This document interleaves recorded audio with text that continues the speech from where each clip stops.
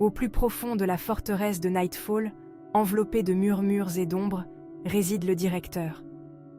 Figure nimbée de mystère, il existe à l'écart du monde qu'il commande subtilement. Son pouvoir, bien que rarement affiché ouvertement, imprègne chaque niveau de Nightfall, influençant les empereurs et façonnant les destins.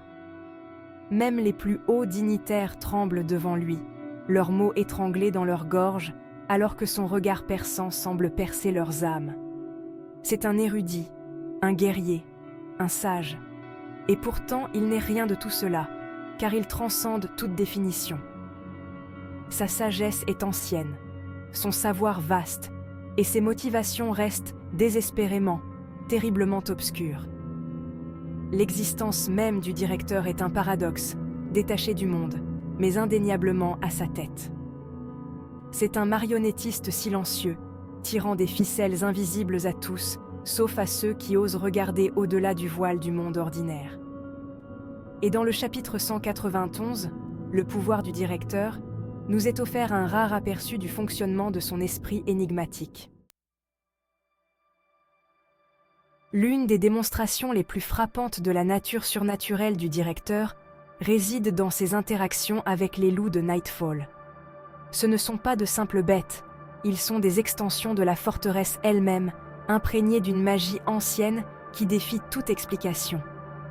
Et le directeur, semble-t-il, est leur berger.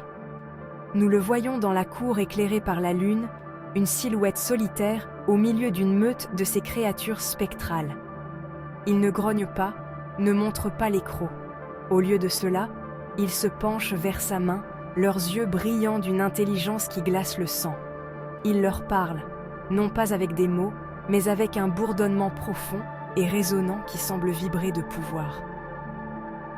Quels secrets sont échangés lors de ces conversations silencieuses? Quels pactes sont scellés sous les yeux attentifs de la lune? Le texte n'offre aucune réponse facile, nous forçant à faire face à une vérité troublante. Le directeur opère sur un plan d'existence bien au-delà de notre compréhension. Son pouvoir n'est pas quelque chose qu'il manie, c'est quelque chose qu'il incarne, quelque chose qui coule en lui aussi naturellement que le souffle. L'influence du directeur s'étend bien au-delà des murs de Nightfall, atteignant le cœur même de l'Empire Tang.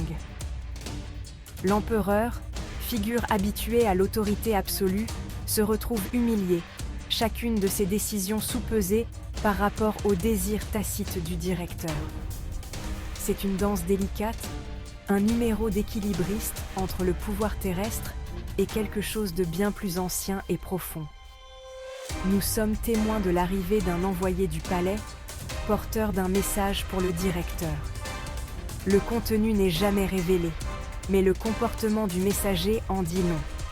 Ses mains tremblent, sa voix se brise sous une terreur à peine contenue.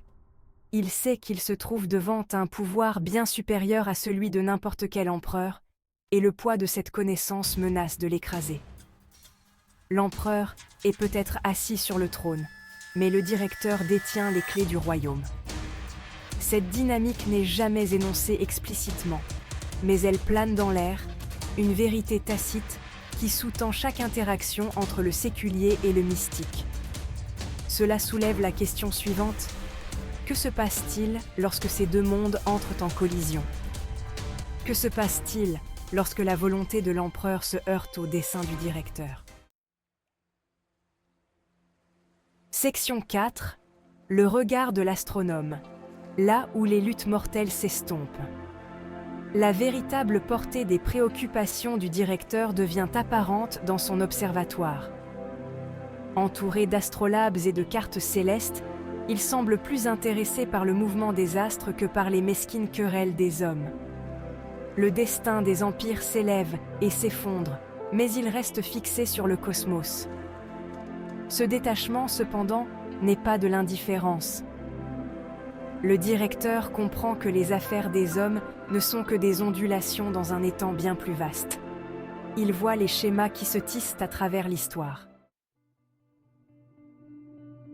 Section 5. La main qui guide le destin, invisible, mais incontestable. Le chapitre 191, Le pouvoir du directeur nous laisse avec un sentiment de malaise, une conscience effrayante de la main invisible qui guide les personnages vers leur destin. Le directeur, par ses déclarations énigmatiques et ses actions apparemment insignifiantes, met en branle une chaîne d'événements qui aura de profondes implications pour le monde de Nightfall. Il est l'architecte du destin, le chef d'orchestre silencieux d'une symphonie grandiose et inconnaissable. Son pouvoir est absolu, et pourtant, il l'exerce avec une retenue qui confine à l'apathie. Il se contente d'observer, d'inciter, de guider, mais rarement d'intervenir directement. Et c'est ce détachement même, cet air distant, qui le rend d'autant plus terrifiant. Alors que nous refermons les pages de ce chapitre, nous sommes laissés à méditer sur la véritable étendue de l'influence du directeur. Quel est son but ultime? Quel sort attend les personnages pris dans sa toile d'intrigue? Seul le temps nous le dira, mais une chose est certaine. Le directeur sera là, observant, attendant, sa présence se faisant sentir longtemps après que l'écho de nos pas se sera éteint.